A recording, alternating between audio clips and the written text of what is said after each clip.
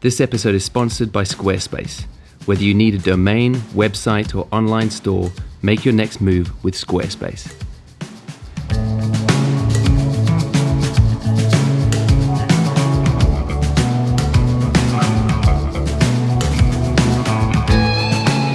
So as I said in the last video, if a bunch of you are keen to know the editing process behind the mentor portraits, I'd make a video, so this is that video. Thanks for leaving the comments.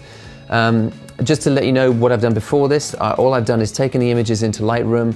I've done some very basic tweaks just to bring out as much detail as I can, so when I bring it into Photoshop, I've got that to work with. I've exported a JPEG. I know that's horrendous in many people's minds. I usually edit through JPEGs. I know a lot of you will insist on 16-bit TIFFs to get as much information as possible. If that's you, go for it. I do find times where there's banding in the background or something because I'm using a JPEG and I need to go back and fetch that TIFF. But generally, 95% of the time, JPEG's good enough for what I'm doing. So that's the way that I work, and it saves file space. Just to key you in on this tutorial, it's not really an entry-level or beginner tutorial. I need to move quite fast, and this would be a 2-hour-long tutorial if I had to explain every little thing that I'm doing. So I'm going to move quite quickly. I would sort of pitch this at more intermediate to advanced Photoshop. But if you're a beginner, you can still follow along, and you might just sort of jot down questions you have next to you, and then you've got some Googling to do afterwards to fill in some of the gaps. But hopefully you'll find it helpful. And also just wanted to say thank you so much to those of you who took time to leave comments and especially to share around the last film that I did. It was quite a personal one for me, and the fact that you've all jumped on and been so supportive and encouraging has really meant the world to me. So thanks for that. So let's jump in. Okay, so I've got this photo of Sergio open in Photoshop. This is the first image from the film. And I'm gonna just start plowing through. So the first thing I wanna do is I wanna check my crop. And this is a general rule I use for myself. I want usually my upper third to sit on the eyebrows. I want the left and right thirds, and this is just a general rule I use for myself, to just frame the face slightly. So something like that. And then usually what I do is I would pull this bottom third up to the chin if I'm going in for a sort of quite close-up portrait. It's just a little formula I use. But for this one, I'm going to just bring it to sort of around about here and include some of that neckline. So just using my arrow keys just to nudge a little bit. And I think I want to be right about there. I'm just checking that the width distances from eyes to that thirds are about the same and sitting on the eyebrows. So that looks good to me. That's kind of where I want it. And I can always bring it in a little bit if I want, but I think that looks around the crop that I want to have. Okay, the next thing I want to do is I'm going to create a blank layer above, and I'm going to come to my healing brush here, and I'm going to make sure that right here where it shows you which layer you're actually working on, it says current and below. It'll automatically default to current layer. Just make sure it's current and below, otherwise you won't be doing anything. So putting my healing on a separate layer here, making sure that my brush is 0% hardness, so it's got a lot of feathering on it.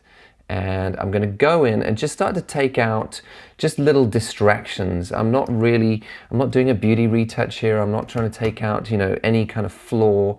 I'm just going in to remove anything that I would find distracting looking at the image. So this hair here stands out as something that's sort of just across everything else. I want to remove that. And little things like sort of eyebrows that are crossing over as well, I'm probably going to remove those. And all I'm doing is I'm hitting Alt to select an area that I want to work from, very similar to the clone brush, and I am painting over from that area. And healing brush, it's the same process as using the clone brush, but the clone brush will take across anything it sees. So if I clone from here to here, it would take across this light skin to the dark skin. But if I'm using a healing brush and I select here and clone to here, it's not going to take across, let me undo that, it's not going to take across the color across to here, or the light versus dark. It's just going to take across the texture. So it's a good way to just kind of remove any kind of distractions, but keep the color underneath the same. Just little bits like this. I'm probably going to just take out some of these as well, just because they might just cause a bit of a distraction in the final image. And looking around, let's see. That looks good to me. Yeah, just these little hairs over here, that doesn't look good. So let me just find a better place to copy from. Okay, I'm going to move quite fast. I would take a lot longer on this, but for the sake of this tutorial, I don't want to spend too long or it's going to get very long. So looking around, that looks pretty good. All right, now what I need to work on is the hair. I'll probably do that on a separate layer. So again, just new layer, exactly the same situation here. So using the healing brush again, I'm just going to take out some of these strays around the edges that are just kind of sticking out a little too much for me. Let's just see if I can grab this edge here and make a bit more sense. Okay, that's good. Coming in, taking some of those out. You gotta watch, sometimes you get these sort of fuzzy faded edges. I don't want to totally neaten it up. It's not really the point of this image. I want it to feel a little bit rough and ready, and I'm not, like I say, I'm not doing a beauty image. Okay, here, where it starts to do this, and you can see you get this kind of haloing or sort of fuzzy glow here, I need to switch to my clone stamp tool here because I need to actually copy across everything because the computer's trying to work out how to get rid of that. And it's not doing a great job. So when I get around to the edge here, I probably do just want to clone instead of actually healing brush, just so I can bring across exactly what I want to in terms of the color as well. So just taking out some of those, probably this one as well. Again, just alt selecting where I want to sample from and then clicking across. So between healing brush and clone brush, let's just take out some of this as well because it's a little bit too long. And that's looking pretty good. If I zoom out now, yeah, I mean, I quite like this, still a little bit fuzzy over here, but I've just taken out some of the distractions. So literally, if you see, if I hold Alt and click on the bottom layer, it takes away all the other layers. I've just taken out some of the distractions. I haven't really changed a lot, but it's just kind of taken out some things I think might distract from the final image. Okay, so next thing I want to do is to sharpen. So what I'm going to do is hit Command-Alt-Shift-E on a Mac, and it would just be Control-Alt-Shift-E on a Windows computer, and that creates a stamp visible layer, which just takes everything you've done underneath and puts it on top. So I've got an action which I usually use for sharpening, but just to show you how to do it from scratch, a simple way to sharpen is once you've got the stamp visible layer, if you come over here to Filter, and you go down to Other and High Pass, this is how you use a high pass filter. And basically here, this will give you, this is on his lips here, you can see if I can move it around, it's going to show you particular areas of the image. So usually what I'll do is I'll put it on the eye, because that's going to be the most important for me. And I want to change my radius here. You can see if I pull it up a long way, it's just going to look crazy. I want it to look grayed out, and I want the lines to be very fine on it, but not too little. If I pull it down, it just turns to gray. So pulling it up, I probably want on this image about 1.5. That's the kind of look that I want to go for. Hit OK, and then I'm going to come down here to Overlay, and basically what that's going to do is sharpen everything up. So now if I turn this layer on and off that I've just created, you can see what that's doing. It's sharpening everything. But I don't want the whole image sharpened. So I'm going to create a mask on this layer. I'm going to hit Command-I to invert the mask and change everything to black, and I'm going to come to my paintbrush tool. I'm going to change it to 100% flow, 100% opacity. So I'm literally just painting this on. Make sure that I've got my hardness down to 0. So it's a nice feathered brush. And I'm just going to paint in the features that I want to sharpen. I often use this on beauty portraits as well because I don't like to smooth the skin at all. But I found that if you do the opposite, if you sharpen the features and leave the skin as is, it has a subtle sort of effect of smoothing the skin because you're sharpening the features against the skin and they come out sharper in comparison, but you're not actually smoothing the skin. So if you want a subtle way to do that, I found that's good. So I've just painted over, you can see on the mask here that I've just painted over the eyes and just nostrils a little bit, and on the lips and just on the hair that's in focus there. And all that's done is just sharpened up the features.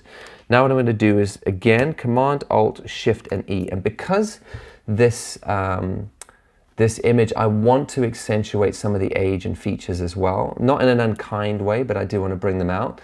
I'm going to do exactly the same again. I'm going to go to Filter, High Pass, exactly the same high pass that I had before. So I can just use the shortcut at the top. Come down again to Overlay. I'm going to apply this mask again and hit Command-I and invert. And I'm going to come to my brush again. Now what I'm going to do is I'm going to go in, and this time I'm going to sharpen lines on the skin. But because it's on a separate layer, what I'm going to do is dial this back a little bit. I don't want it as sharp as the features, and that's why I'm putting them on separate layers. So just some of the lines around the face there. So turning that on and off, you can see it's just sharpening those. But this layer I'm probably going to set to about 48%, 50%, somewhere around there. So it's half as sharp as the actual features that I want to bring out. So now that I've got the detail that I want in there and things are popping the way I want, I'm going to start working on just a couple of the features. First thing for me in terms of individual features to work on are the eyes. The eyes in portraits are super, super important. So the way that I work with eyes, I use kind of a twofold process. And a little trick for you. So if you come down here and you add a curves layer above, and then you set this curves layer to color dodge. Okay, it's going to look horrendous. That's absolutely fine. So now you hit Command and I to invert that mask and get rid of everything. Now I'm going to come to my brush tool, set on white, and I'm going to change my flow to 3%. And flow is nice because it helps you can paint over the top of itself and build up the effect slowly, which I quite like. So it's only kind of come through at 3% on every stroke, but if I do it twice, it's 6%, 9%, so I can intuitively kind of paint in the effect I want. Now I'm going to zoom right in on this eye. And what I'm going to do, whoops, too much. My little Wacom tablet's freaking out a bit. So now with my square bracket keys, just a nice shortcut for you to change the brush size. I'm going to bring the brush size right down. I'm going to come in here and I'm just going to, just the lighter portions of the iris, I'm just going to paint them in a little bit more. Again, if you go over it a couple of times, it's going to bring it out even more, but just a little bit is going to bring those out. So there we go. And I'm also going to just punch this catch light just a little bit, and plus this little reflection on the bottom. If I turn this layer on and off, you see what I've done there? It's just bringing through the color a little bit and just lightening some of those lighter portions. I'm also going to lighten this a little bit. Great. So now I'm going to come across to this eye and do exactly the same process, just those lighter portions. And this is just accentuating the iris. Hopefully this would be, you know, if the light was catching slightly better, it would have exactly the same effect. I just want to make sure that the eyes are filled with light in the right places. So if I turn that on and off now, you can see what it's done. It's just giving a little bit of a color dodge to those colored portions there. So that's the first step for the eyes. Second step is I'm going to create another curves layer. And you'll notice I'm not actually editing the curve, I'm just changing the blending mode of the curves layer and it has this effect. Now if I go down and change this one to screen, it lightens the whole image. You can see it looks terrible in a lot of these areas. You can start to see like the sensor falling apart in different places. Again, now just Command I and get rid of the whole thing. Same thing again, I've got my brush set on white to paint on the mask and to reveal, and I'm at 3% flow, so I'm going to build up this effect. And this time, slightly bigger, I'm going to just paint in a sweep like this on the iris. You'll often notice on an iris that the edge is often darker before it hits the white of the eye. I want to keep that dark line, so I don't want to paint over there, and I don't obviously want to lighten up the pupil. I just want to sweep that fills underneath the eye here, underneath the pupil in the iris where the light would be catching. And again, the same here. You can see where the light was already pooling here, and all I'm doing is just a sweep like this, just to bring it through, okay? So now if I turn that layer on and off, you can see what that's done. It's just bringing that light into the eye a little bit. And it's a little too strong, so I'm going to dial it back to like 70%, 80% there. Again, I just want to see with this bottom layer that I put on as well with the color dodge, how much of that I want. Probably want about 80%. So there's my eyes. Really, really important for me in a portrait. I need to be drawn to the eyes in the image. It's very, very key. Okay, so now what I want to do, I've kind of got everything looking the way I want generally in terms of cleaning things up. The eyes are popping. I've accentuated some of the lines in the skin. The features are looking good. I'm going to do something which is going to, I wouldn't normally do on a portrait, but for this kind of portrait, I want to bring out the grittiness of the portrait. I want to make it feel earthy. I want to make the lines on the face feel rich and deep. And this is a little trick.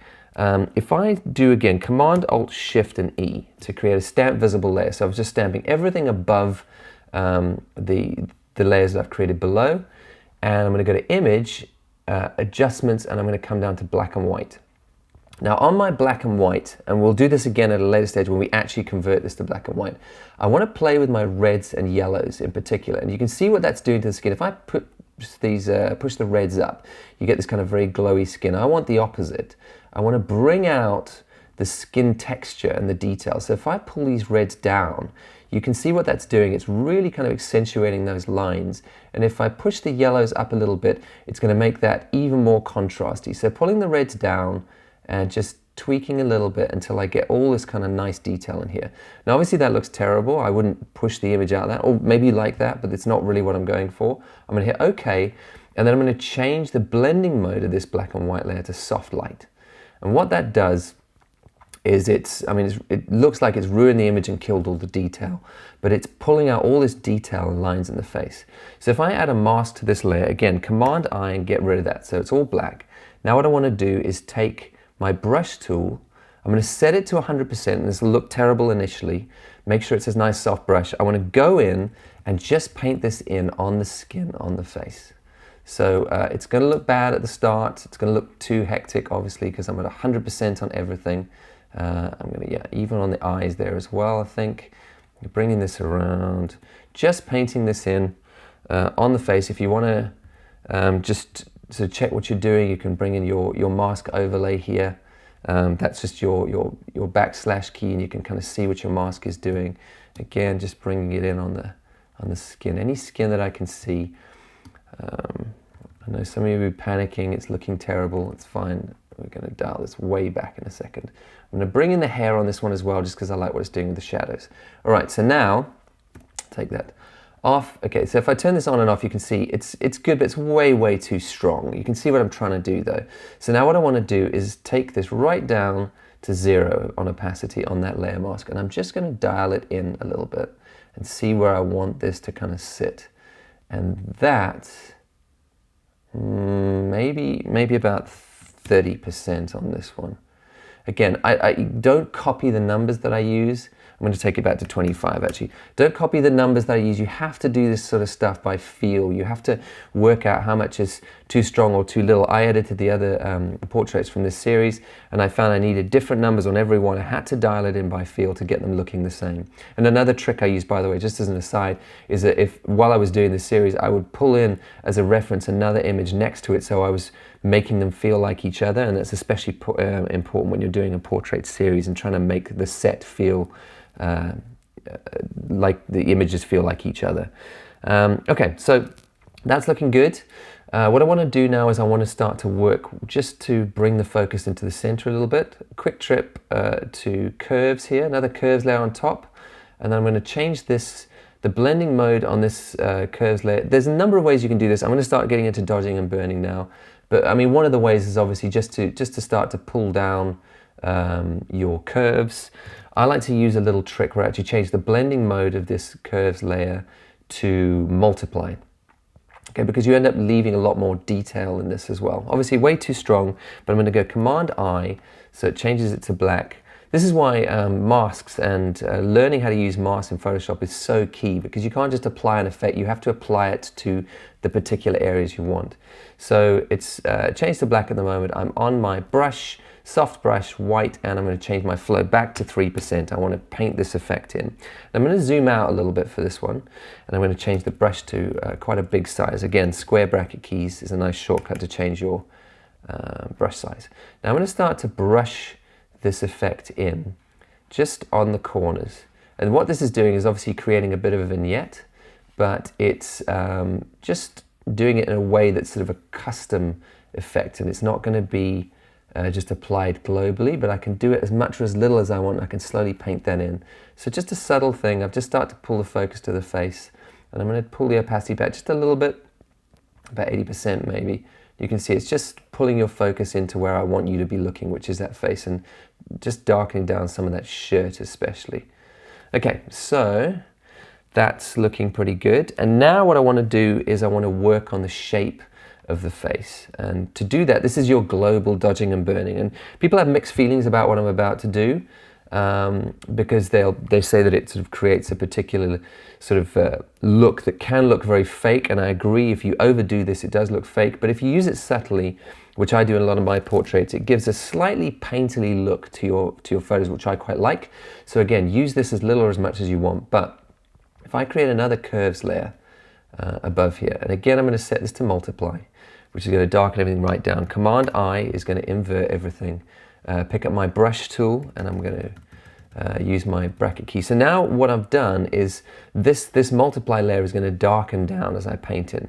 So what I want to do is sort of accentuate the shape of the face that's already there. So these shadows here, I'm going to slowly just paint white in and just deepen the side of this face down. Again, so under this cheekbone a little bit, around here. I'm going to darken down the neck as well, just in general, just while I've got this brush on, just because I don't want as much focus on this lighter portion as this lighter portion. I'm going to just shape some of the forehead here as well, just on the edges here, around the side, and then just underneath this cheekbone, I'm going to bring in the shadow a little bit under the chin here. Okay, now maybe just on the edges of the nose here and underneath the nose where the shadow already is. Maybe underneath this top lip a touch, down the sides of the nose, just to sort of pinch that nose in a little bit. I'm not changing the shape, I'm just accentuating the light that's already there. Okay, and that's probably all I want to do. I don't want to deepen this. That starts to be sort of an unkind edit in my mind. So if I turn this layer on and off, you can see it's just sort of pinched in those shadows a little bit. If you want to see kind of what, it's probably a little bit too subtle for you to see there, but you can kind of see just pinching in those shadows a little bit. And I'll leave that for now. I'll probably dial the opacity back in a second. Let me create another curves layer above. And on this one, I'm going to do the opposite. I'm going to change this to screen, which is going to make everything very bright. I'm going to hit Command I to black out that mask, and I'm going to paint it in slowly. Again, white brush, 3% flow, so I can paint it in slowly. And now I'm doing the opposite. Now I'm working on the brighter areas. So the forehead here, I want this to be brighter. I want this sort of ridge of the nose where the light's catching there. Let's accentuate that a little bit. Cheekbone, very nice. Just sort of into that sort of where the eye sits in the ocular region. You can just start to bring out the shape of the skull and the face almost, and catch that light. Again, the chin here, probably this bottom lip just a touch, and just above the eye here. And then I'm just going to give the eyes a little sweep, just a little pop, just for themselves as well. And that, I'm going to give a little sweep on the hairline as well. Okay, so this is very subtle effects. If I turn this on and off now, you can see what that's done, and that's looking pretty good. And it gives a slightly painterly look, I find, but I quite like the look. So turning these two dodge and burn layers on, that's the burn layer and that's the dodge layer, just accentuating the light that's already falling on the face. And I'm actually not going to dial the opacity back. I often would dial it back a bit, but I don't think it's too strong. I painted it in quite subtly, so I'm going to leave that as is. Okay, next thing I want to do is work on just the background a little bit, and I'm going to add a bit of a texture. So I'm going to go into my pictures. I've got a folder full of textures which I've collected over the years, and I'm going to go to, I know the one that I was using was this color shift one. So I'm going to open the texture and pull it onto my portrait here. Okay, yes, it's going to want to change the formats in a slightly different format. That's absolutely fine. Okay, I'm going to go to Edit, Transform, and I'm going to flip this clockwise. Zoom out, and then I'm going to just pull it into the center a little bit, and then I'm going to hold Alt and Shift just so it doesn't change the actual shape. And I'm going to pull this onto somewhere around there. I'm actually going to flip this horizontally as well, I think. Flip this vertically rather. Kind of want this behind Sergio. So all this is doing is it's like a slightly textured organic vignette that I'm going to create now. So I'm going to go to my adjustments. I'm going to go to black and white. And I'm going to just pull my reds in a bit and yellows up just to create a bit more contrast. I'm going to go OK. And I'm going to go to, I'm going to change this to soft light. Okay, it's going to make it look pretty hideous, and obviously this is right over the top of the image that I want to work on. I'm going to go to Mask, and I'm going to hold Command I and get rid of all of that. Now what I'm going to do is go in and I'm going to paint this onto the image with my white brush. Change it to 100%, and I'm going to just put my actual mask on, but just with backspace you can make sure you can go in and then you can see what you're actually painting. And I'm just painting this onto the background behind him. I don't need to be super accurate with this. If you want to sort of go in and use the pen tool and mask stuff out, I sometimes do that if I want to be very careful with this. For the sake of this, I'm going to move a little bit faster. Again, I've got sort of out of focus shoulders and the rest of it, so I'm going to probably be able to get away with this a lot. So I'm just going in, I'm just painting this right up to the shoulder line. I can go in and sort of tweak this afterwards as well. Again, right around the face here. I would normally spend a lot longer on doing this part correctly, but like I say, we don't really have the time, so I'm just going to move quite quick and just trust me that you will need to spend longer and probably mask some sections properly. But again, like little stray hairs being in this mask really doesn't bother me. I'm not going for a proper separation because you'll see you won't really notice what I've done once I've set it properly. So I'm going right in here. Okay, getting rid of that.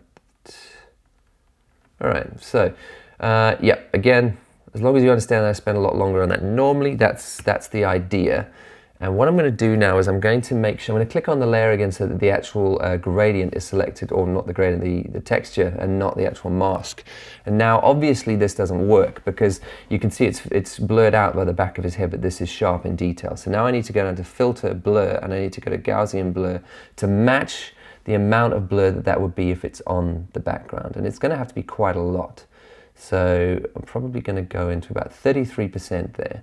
And all this has done is it's created as if there's a slight glow behind him. And you could obviously just stick a speed light behind there and do this on the day, but I wanted it to be quite a subtle effect. If I turn this on and off, you can see it's just had the effect of darkening down the corners and bringing a glow to sort of behind his head here. I'm going to leave this as is. I just want to go in and just sort of check it's not doing anything strange on the edges, because this was a really kind of quick mask. You can see, because the edges are so blurred and because this is now so blurred in the background, it's just really sort of pulling focus rather than messing with anything on the edges. So that's all I've done on that. I find it's a nice way to create a bit of a vignette, but keep it with an organic feel if I start with a texture. All right, so we're getting somewhere. I'm going to go to working on color now. I'm going to go down to my layers here and select color balance. And this is a formula I use for a lot of things. I want to cool off the shadows and I want to warm the midtones and highlights. So this is a little formula you can use if you want. I usually go 3 and -3. So I'm adding a touch of cyan, touch of blue.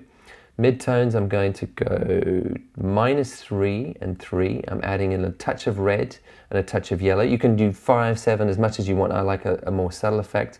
And then my highlights, I'm just going to add -3 and bring some yellow into the highlights. And if I turn that on and off, you can see it's created a bit of color contrast.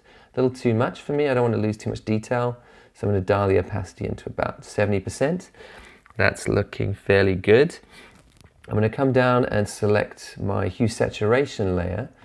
I'm going to go to my reds and I want to boost my reds a touch, so maybe 4.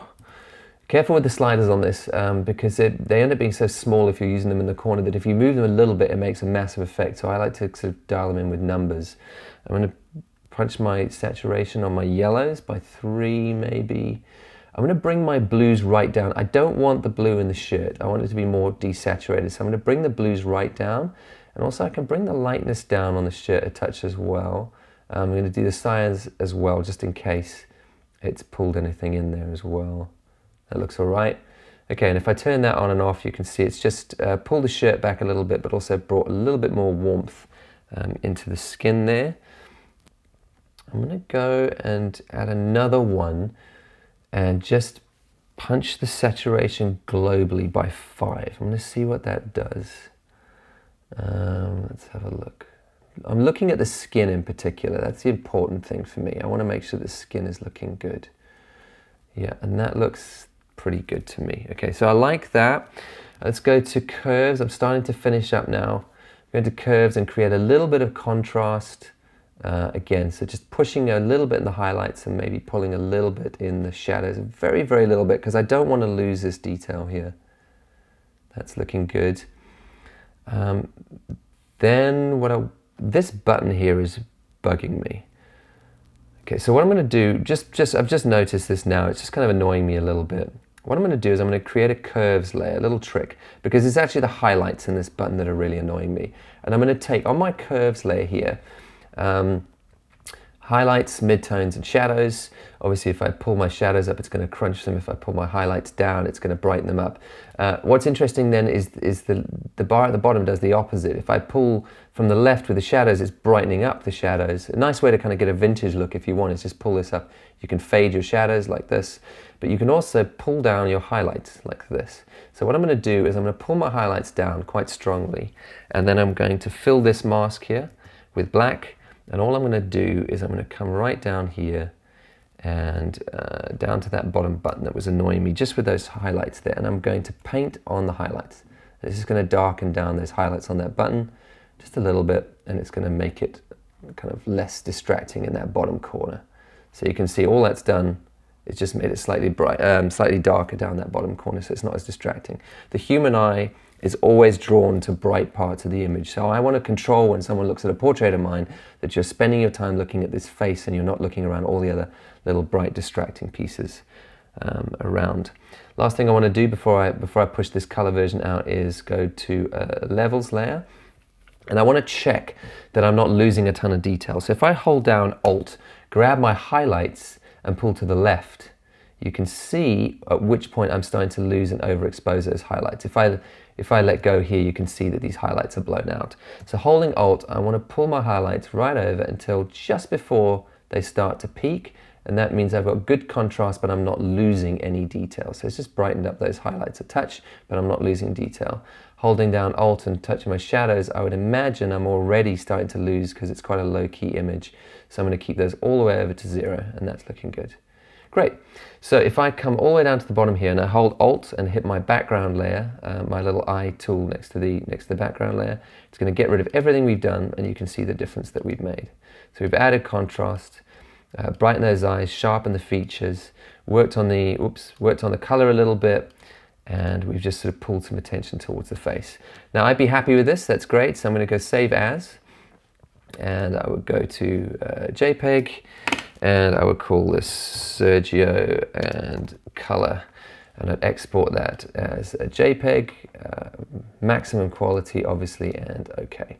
Now you'll notice in the video that I actually wanted to make sure that the final images were a series of black and white. So let me just show you how I do the black and white conversion on this.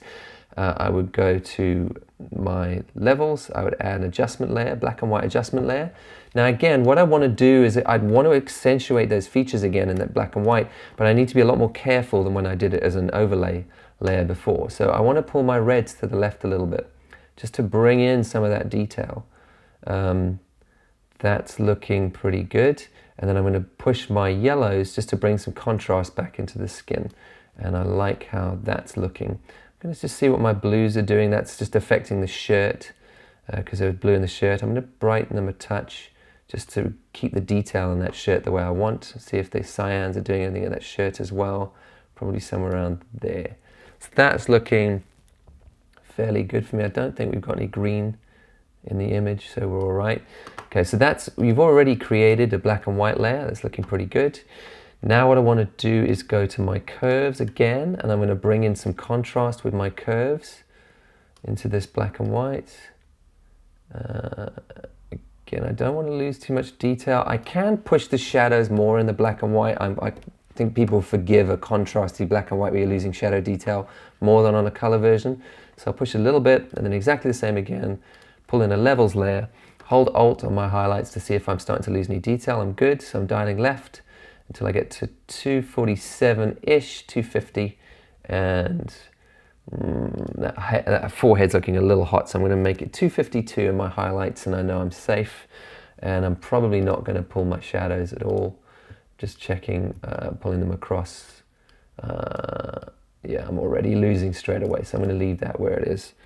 So that's looking pretty good, and that's my black and white version. Again, I don't want a vintage fade on this. I'm going for a deliberately contrasty look, and that's why I'm using this technique of pulling my levels in so I can make sure I got max contrast in there. So now I'm going to save it out as a JPEG, Sergio. I change this to BW and save that out as a full res.